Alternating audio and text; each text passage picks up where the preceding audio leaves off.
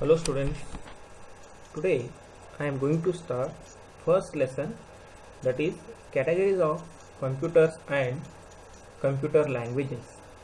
Students, you carry different types of bags to different places depending on your requirement. For example, when you go to school, you carry a school bag in which you keep your books or notebooks and other necessary items, where when you go for some sports activity, you carry sports equipment in sports bag. Likewise, you have the option to select computers that suit your needs.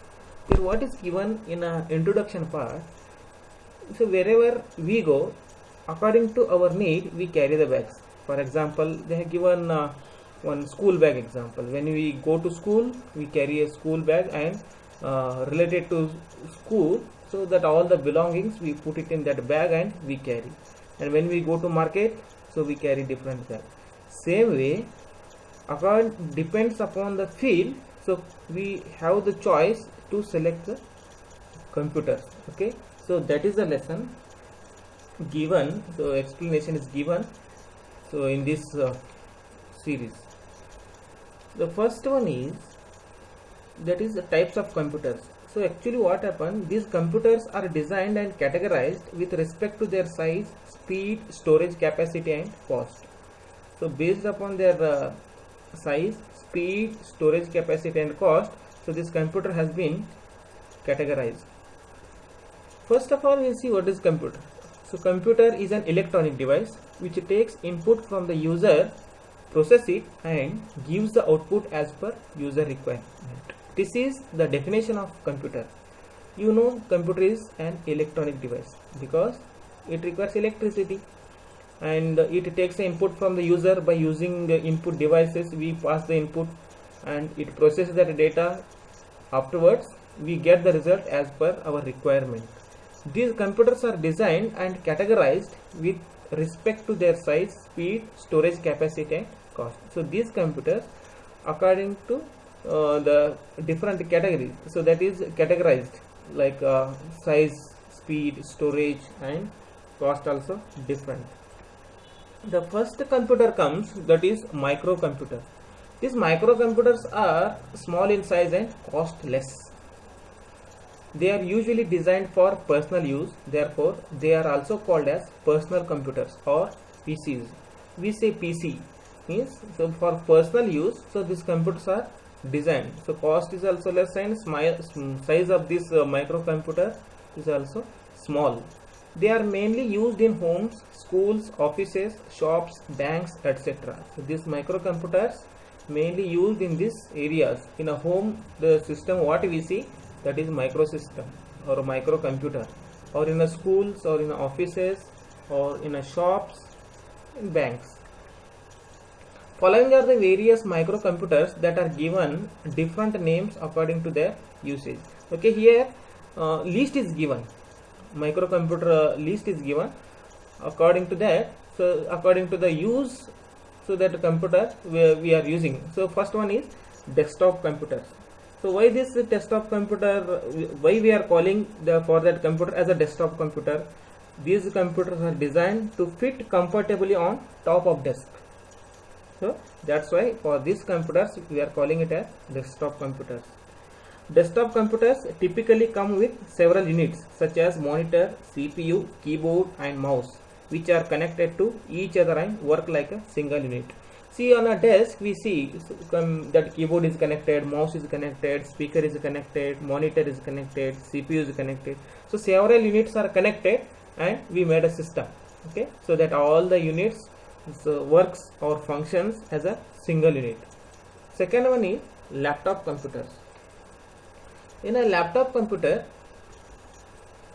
why we are calling this computer as a laptop computer? Because easily we can place it on a lap. So that's why these computers are called as laptop.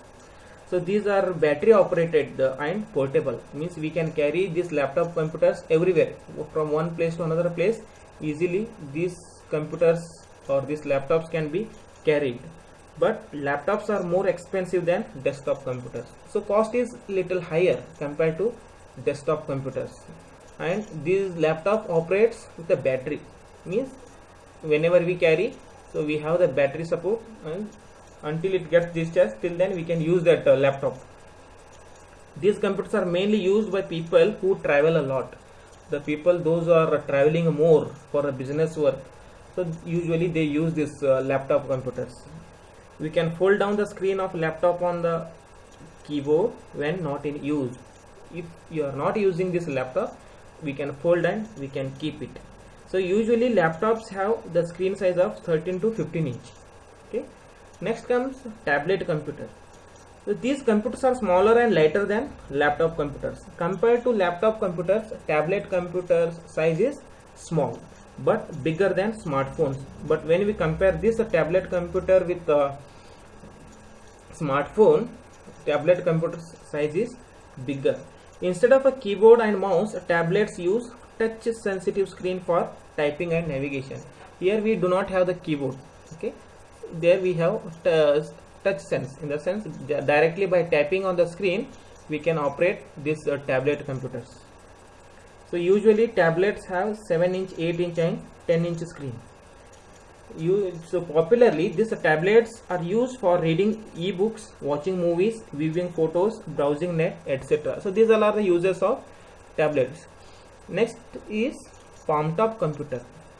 A palm top computer is a small device that can fit in the palm of your hand. So easily that computers can be placed in your palm. Okay, so that's why these computers are called as palm top computer. The device has similar feature as that of a computer. So whatever the features are there in other computers, the same features are available in palm top computers. It has a small screen and compressed keyboard. Some of these computers replace a keyboard or mouse with a pen that serves as the input device.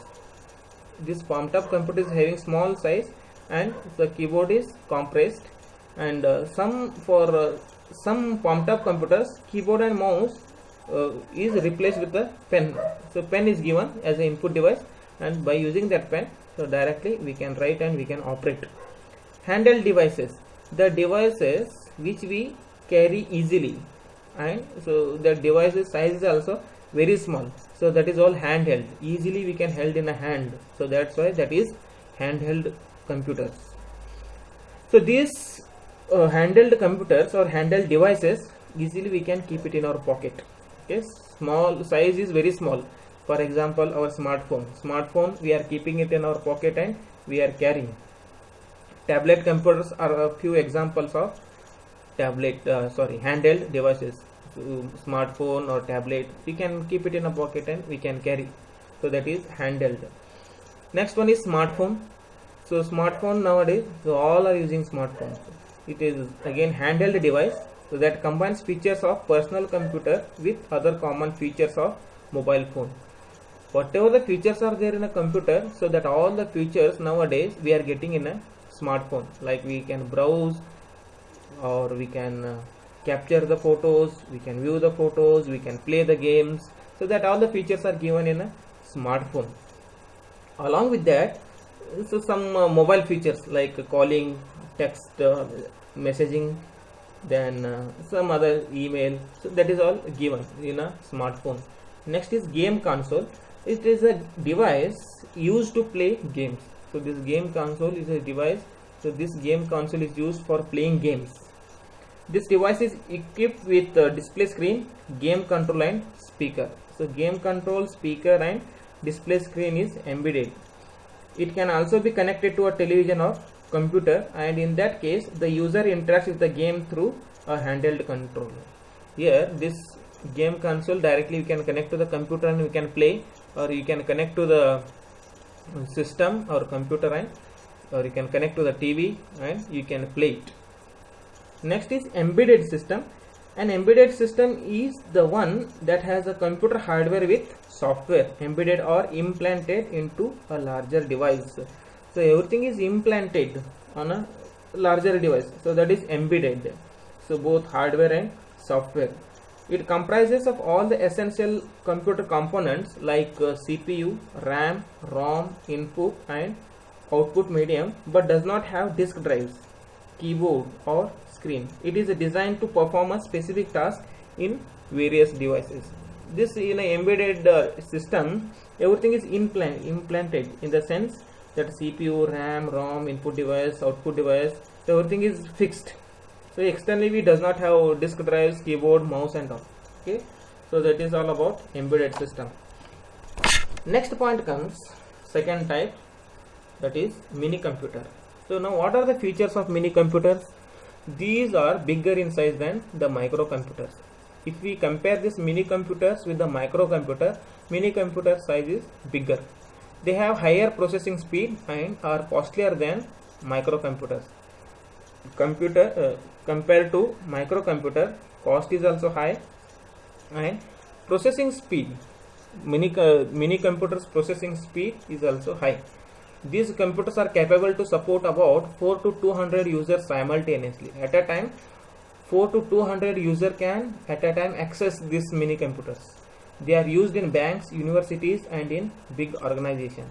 These mini computers, so whenever we have core banking services, so they will use this system. Core banking in the sense, so there will be a single server and all the branches of that bank will be accessing that. Same way universities, all the colleges will be accessing that system from the universities, and in a big companies these microcomputers will be used. So next type is mainframe computers. These mainframe computers are very powerful compared to microcomputer and mini computer. They are in big size with large memory and high speed. They are designed to tackle huge amount of data. These mainframe computers are designed to tackle large amount of data, huge amount of data.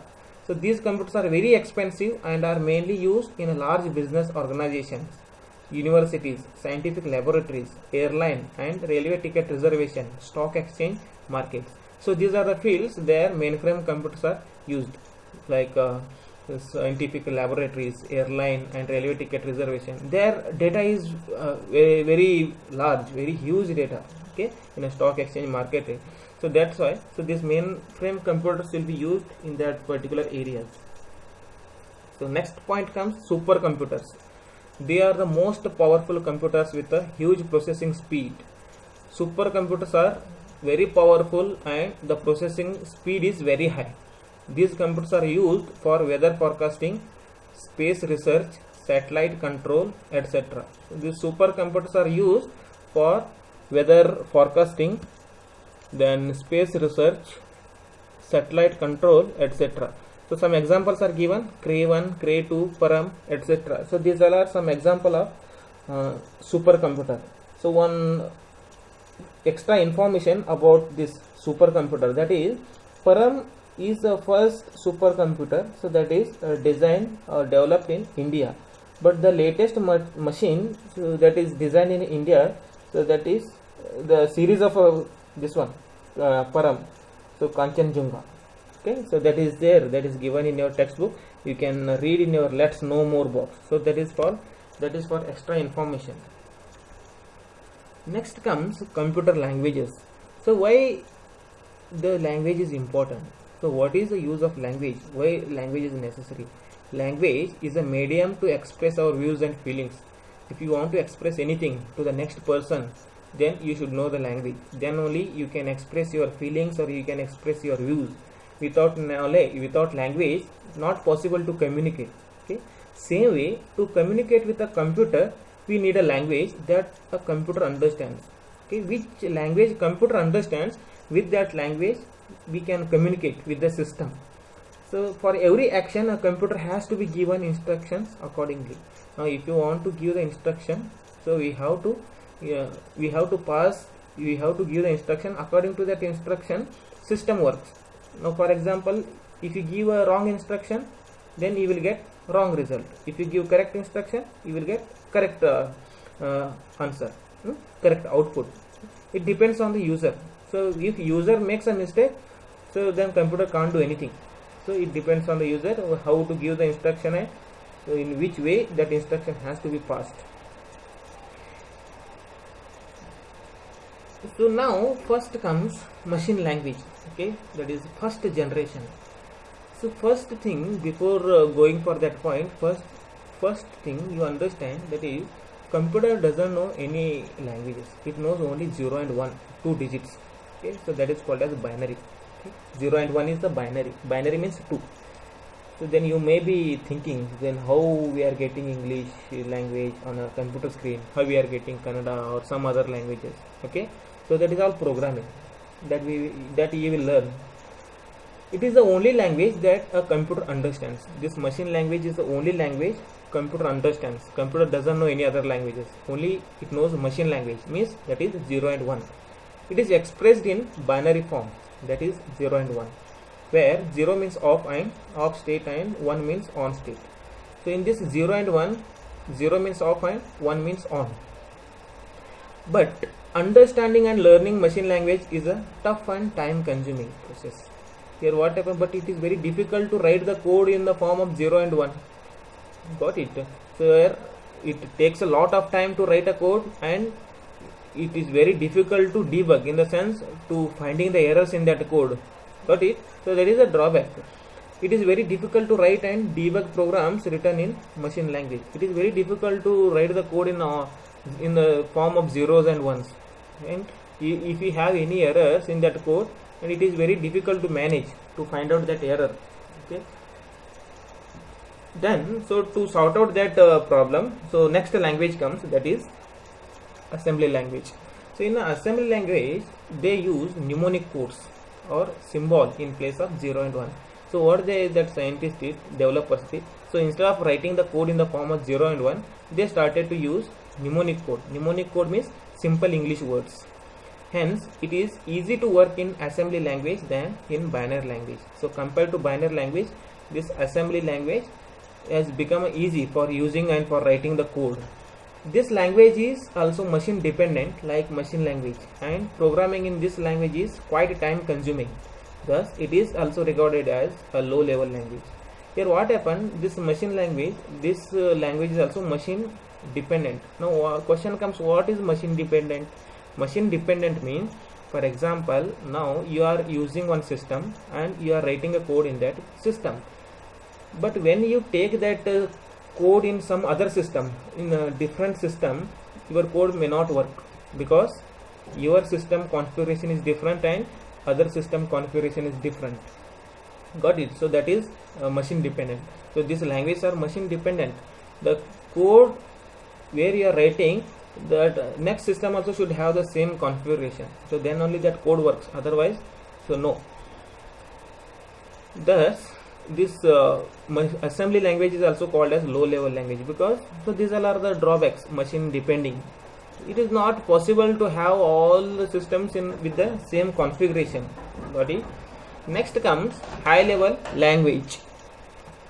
The restrictions in the usage of machine and assembly languages prompted people to develop a language with the following features. So now what happened, many restrictions are there in a machine language also and in the assembly level language, so that both the languages are machine dependent. So that's why, so what these people they think, so we will design a language so that should be user friendly, and that language should be simple, and that language should be machine independent, means it should not depend on the machine. So by keeping these points, they design this third generation language, that is high level languages. Okay, thank you students. Here I am going to end this session, and in next class I will continue with the next one. Thank you.